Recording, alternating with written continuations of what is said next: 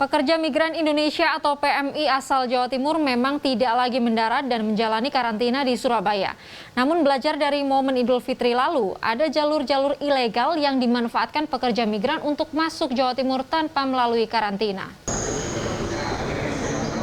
Sejak September lalu, pemerintah pusat memutuskan pintu masuk bagi pekerja migran melalui jalur udara dipusatkan di Bandara Internasional Soekarno-Hatta Tangerang dan Bandara Samratulangi Manado. Namun Satgas Penanganan COVID-19 Jawa Timur membuktikan adanya jalur-jalur ilegal yang dimanfaatkan oleh pekerja migran untuk masuk ke daerah asalnya. Jalur laut menjadi perhatian utama. Juru bicara Satgas Penanganan COVID-19 Jawa Timur, Makian Jibril mengungkapkan, varian Delta yang ditemukan di Bangkalan, Madura beberapa waktu lalu diduga kuat karena kebocoran di jalur laut melalui pelabuhan-pelabuhan kecil ilegal di pulau itu. Justru waspada, justru malah jalur-jalur laut. Karena seperti yang dulu, kenapa kok ada varian Delta itu justru malah di Bangkalan. Sebenarnya kan mungkin yang kita khawatirkan justru lewat jalur laut gitu. Karena jalur-jalur laut di kabupaten-kabupaten kota, kan pelabuhan-pelabuhan kecil itu kan masih banyak yang beroperasi dan beberapa dari mereka masih bisa digunakan untuk pelayaran bahkan antar negara juga gitu. Pemerintah Provinsi Jawa Timur pun meminta bantuan TNI dan Polri untuk mengawasi dan menjaga jalur-jalur yang diidentifikasi sebagai pintu masuk ilegal para pekerja migran. Masalahnya, tidak sedikit PMI berstatus ilegal. Petugas berharap ada bantuan dari perangkat desa setempat untuk pendataan tersebut. PMI yang dari luar negeri, itu pasti kan ada datanya, kita diinformasikan, Mas. Nah, bagaimana dengan yang tidak ada datanya? Ya, kita nanti himbauannya dengan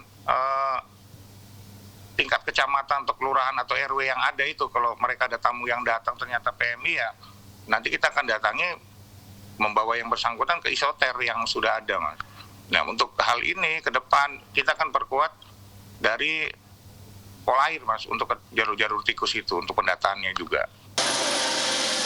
Pengetatan ini harus dilakukan, mengingat mayoritas pekerja migran yang kembali bekerja di Singapura dan Malaysia, di mana virus COVID-19 varian baru, yakni AY4.2, telah ditemukan di negara tetangga tersebut. Jika jebol lagi, maka bukan tidak mungkin varian ini menyebar di Jawa Timur seperti halnya varian Delta. Sebenarnya, risiko penularan varian baru ini bukan hanya dari PMI. Libur Natal dan Tahun Baru atau Nataru juga menarik minat wisatawan asing. Artinya, pergerakan wisatawan ini juga memiliki risiko tinggi. Terlebih, di sejumlah negara Eropa, kasus COVID-19 tengah meningkat.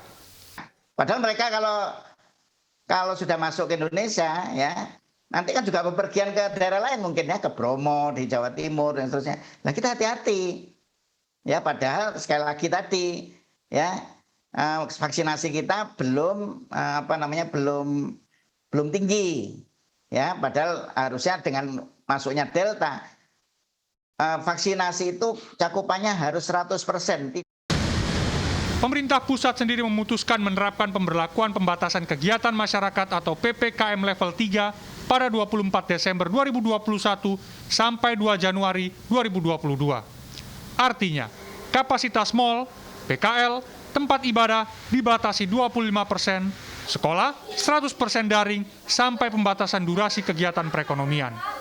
Miftah Farid, Herudi Sudarmanto, Surabaya, Jawa Timur.